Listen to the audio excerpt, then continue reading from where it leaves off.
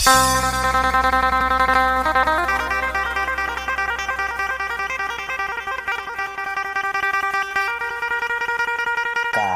สดีและสบายดีพ่อแม่พี่น้องอยู่พังลาวพังไทยอากาศคำว่าสบายดีแต่สวัสดีนะพี่น้องอยู่ต่างประเทศก็สวัสดีนะพี่น้องมื้อนี้บ่าวบอยกับสิพาพี่น้องไปหาแม่น้องน้ำเพชรคือเก่านะพี่น้องบ่าวบอยก็บ่เคยมาจักเทื่อนะพี่น้องเนาะเดี๋ยวไปติดตามรับชมไปลุ้นนํกันว่าสิได้พ่อกับเพิ่นบ่หรือว่าแนวใดเนาะพี่น้องเนาะบ่าวบอยก็ยังบ่เคยมาจักเทื่อนะพี่น้องเนาะครั้งแรกที่บ่าวบอยมาเนาะพี่น้องเนาะไปติดตามรับชมกันเลยพี่น้องว่าเพิ่นว่าบ้านเพิ่นแนวใดเนาะพี่น้องบ่าวบอยบ่เคยมาไปติดตามรับชมกันเลยเบิ่งกันเลยเนาะพ่อเนาะสิพาพี่พาน้องเข้าไปเบิ่งเนาะพี่น้องเนาะเรือนแม่น้องน้ำเพชรนะพี่น้องเนาะไปรับชมกันโอ้เรือนเพิ่นก็หลังใหญ่หลังตีเนาะพี่น้องเรือนเพิ่นเลยหลังใหญ่หลังตีสบายดีแม่สบายดีสบายดีสบายดีงานกันเนาะงานเฮาหาน้องน้ำเพชรเพิ่นแต่ว่าน้องน้ำเพชรเพิ่นบ่อยู่เพิ่นเอาน้องอยู่เพื่อนเอาน้องบ่เพิ่นเอาน้องซอยยายโอ้เพื่อนอยู่ไสเพื่อนอยู่ข้างในเพื่อนเพิ่นนั่นแหละถามว่ามีเพื่อนดอกโอ้พออยู่เพื่อนเพิ่นโดเสียจังเลยวันนี้ชื่อในใดเนาะเจ้าน่ะโดยสุพรโอ้สุพรโอ้แนะนำให้พี่ให้น้องได้รู้จักเนาะมาเป็นเทื่อแรกที่ว่านั่นแหละเนาะครั้งแรกเห็นในคลิปเลยเด้อสิเรื่องบ่ได้สร้างคนเดียวนี่บ่เห็นสาม2คนคือหนึ่งอยู่ใน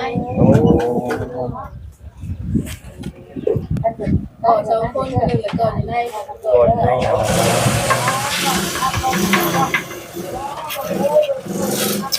งามเนาะ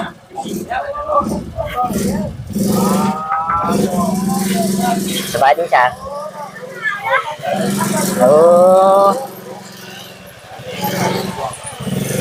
แจ๋วเลย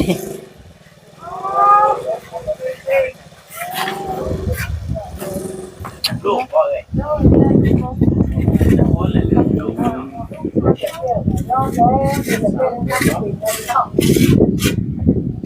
เลขกำลังของเรามันอยู่ใกล้อยู่ขับรถมาน้องอ๋อเวลาเมื่อน้องน้ำเพชรก็ถึงน้ำเฮาปูนหมดแล้วเคยเห็นแต่ในคลิปนี่แหละน้องเป็นมาเป็นสิขอปูนนี่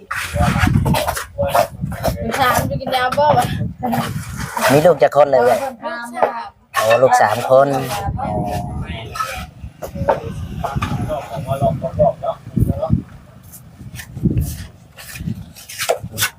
คนแต่ว่าไว้ขนาดเลยยกโป้ยเลยเยี่ยมเลยทำให้ต้องการสร้างติดต่อมาทางนี้ได้เนาะสร้างยังไงล่ะสมพรสิมพรขออนุญาตไปถ่ายเพื่อนหน่อยนึงงานแม่ไว้แต่มาทำสั่งสุดพรเลยเด้อแต่ละคนงานหน่อยเลยพี่น้องโอ้เพื่อนสร้างบ้าน2 คนนี่ก็ก่อนแล้วเนาะสร้าง2 คนถือว่ารอบบ้านเพิ่นก็รับพี่น้องเนาะโอ้เพิ่นก็ใกล้จะเสร็จสมบูรณ์เลยพี่น้องใกล้จะเสร็จแล้วใส่หน้าต่างใส่หยังเรียบร้อยเนาะพี่น้องเนาะเรือนแม่น้องน้ำเพชรโอ้ประมาณนี้พี่น้องเอ้ย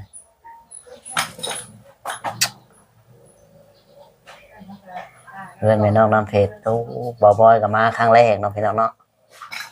บ่าวบอยก็บ่เคยมาเรือนเพิ่นเป็นได้หลายเนาะพี่น้องเนาะเรือนชานบ้าน2ผมนี่ครับพี่น้อง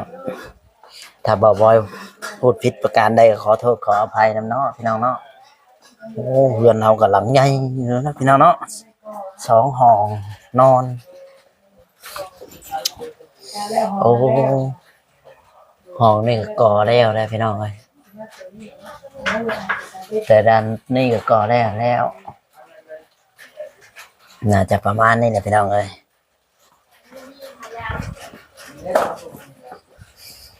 เอาแค่ยางเล็กตุ่มนะ เพิ่นกำลังก่ออยู่พี่น้องเอ้ยหน้าก่อด้านหน้าเดี๋ยวก็แล้วพี่น้องเอ้ยแล้วก็ยังมาก่อตรงนี้เนาะห้องนี้เนาะพี่น้องเนาะห้องตัวนี้โอ้ประมาณนี้พี่น้องมาเข้าห้องในเพิ่นก็ยังบ่อันนั้นนะพี่น้องเนาะยังเหลือด้านนี้เนาะพี่น้องเนาะนี่ยังก่อตรงนี้ก็เดี๋ยวก็น่าจะก่อมื้อนี้น่าจะเสร็จสมบูรณ์นะพี่น้องเนาะบ่าวบอยก็มาครั้งแรกเนาะบ่าวบอยก็ยังบ่ฮู้หรอกว่าเพื่อนแม่น้องน้ำเพชรเป็นนี่นะพี่น้องเนาะบ่าวบอยก็บ่ค่อยพูดจายังบ่เก่งนะพี่น้องกับเพิ่นฝนก็ตกยิบเสียพี่น้องเอ้ยนี่แหละพี่น้องช่างเพิ่นก็เฮ็ดเรียบร้อยโอ้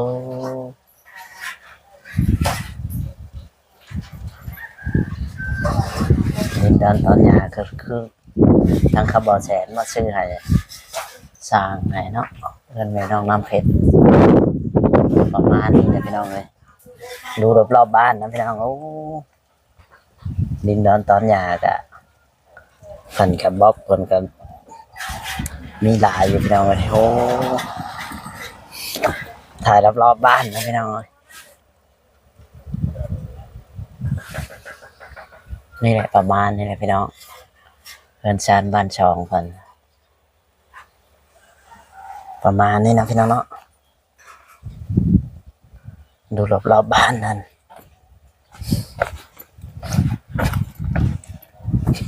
โอ้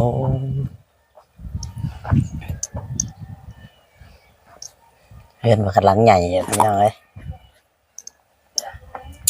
ดูรอบๆบ้านนั่นโอ้ประมาณนี้พี่น้องเอ้ยเพื่อนเพิ่นก็โอ้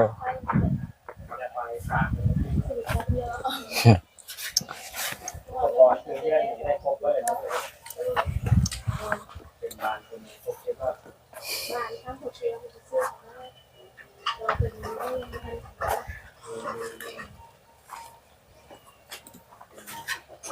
สั่นเอาไปสิขอตัวกลับก่อนเด้อน้องเด้อโดยสบายดีนั่งหัวข้อน้องกันเนาะ อยู่เพื่อน กะน้องมันน่าจะนั่งมาเอาแล้วอายจะนั่งมาเอาแต่ว่าค่ะมาอีกครับสิมาทักทายเหมือนกัน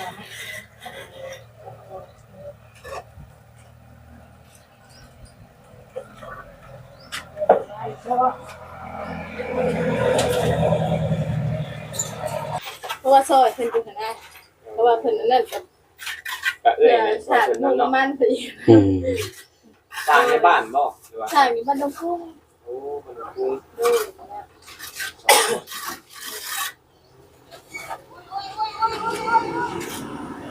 แล้วก็ใส่ของมาบ่จากมันจะบ้านตัวคุ้ม ดู ว่าคันอยู่ใกล้นี่แบบเป็นเพื่อนนี่พ่อจ้างเลยครับกินไก่เลย เลย งานแล้วแต่พอเนาะ ดู มือสีมันต้องเห็นลายเพิ่มของคนพองานไปแล้ว แล้วก็เป็นงานเลย เลี้ยง เนี่ย วัวพ่อ อ๋อจ้า มันจะไหวตัวอาม่ากับผู้ง่ายก็คือตาหัวเละดิเช่น วนไปวนมา อ๋อ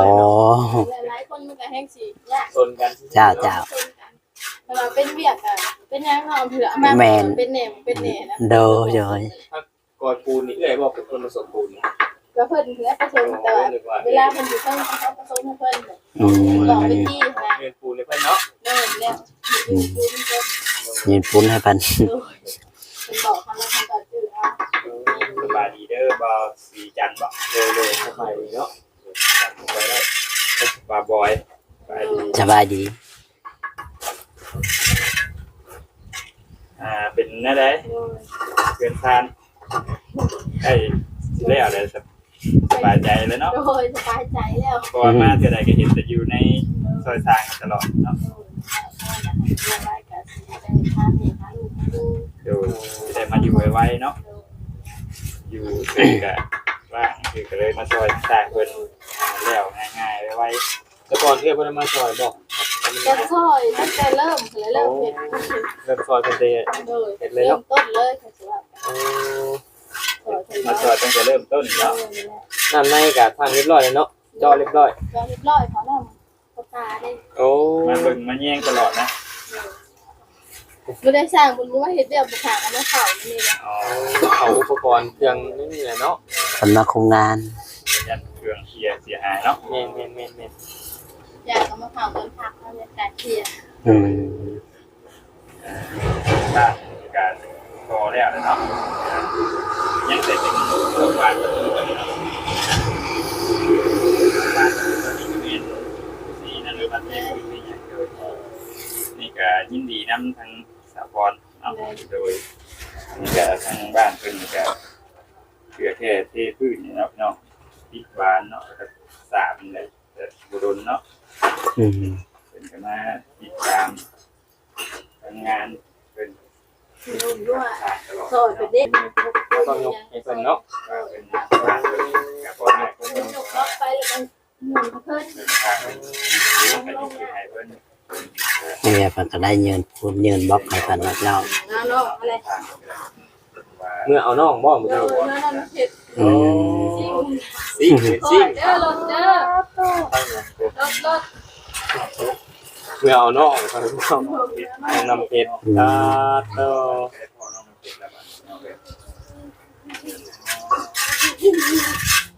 อันนี้ไอ้ที่ถามนี่ สบายดีเนาะน้อง สบายดี ด้วย ก็คือครับมาแต่ใช้ล่ะแต่เพื่อน เนี่ยบ่ได้สอนครับจริง อ๋อจริงหรือจ้ะ ๆนะครับ อันนี้เจ้าอะไรจะคือขับร ร ถ ถไปโรงเรียนบ่ จอดไปแล้ว รักทับเองหรือเป็น อืม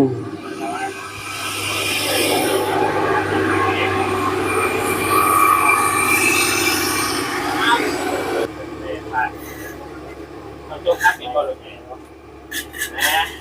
ทักเป็นซาเล้งเนาะพี่น้องเป็นนะครับน้องสาวเป็นมาลิครับว่าทางวันนั้นมา เรียนหนีเรียนของไหนเนาะน้อง ตอนหนึ่งเนาะเป็นก่อนงานน้องขาดเนาะ งาม ปลายเนี่ยพี่น้องเอ้ย โต มาครั้งแรกเลยอืม ตายดีน้องน้ำเพชรสวย แล้วก็ มาพบครั้งแรก คนเหงาบอกเจ็บมือ หน้าตาดีเนาะ บ่ได้ไปโรงเรียนเราอ่ะ นี่เป็นน้องน้ำเพชร ไป อายุจักปีเลยนะ แต่ก็มาหัก 8 ปีหรือ8 ขวบ เรียนน้องไหมลูกขอหนึ่ง อืม อ๋อ เรียนเก่งอยู่วะอ๋อ เก่ง เก่งแล้วขอหนึ่งเอาไปทีนี้นะนี่คือให้เอาน้องกับน้องมา ไม่สด อืม เอาน้องก็ได้เนาะ ไม่สด โอ้แดดเนาะน้องเนาะขอมาข้างในก็ได้แล้วน้องเด้อเสียบตู้เย็นไฟสอดนี่บ่ มันเสียบมาแน่นเลยมันจะแน่นนะ โอ้ไฟแตก ปั๊บมันรวม แน่ๆ ให้ปีได้ขอกลับบ้านปะน้องน้ำเพชรจะได้เหมือนเดิมจะเป็นคนที่มันขยัน สู้ สื่อทั้งงานจะเป็นกำลังใจให้ทั้งครอบครัวของน้องน้ำเพชรเลยผมจะไป เพิ่นบ่าวบอยก็สิจบคลิปแล้วพี่น้องเนาะ มันแปลต้นไม้เนี่ย ๆเราเรียนกันเรียนสิน้องเพิ่นให้น้องเพิ่นไปซื้อกินดูโรงเรียนเนาะครับน้องเนาะ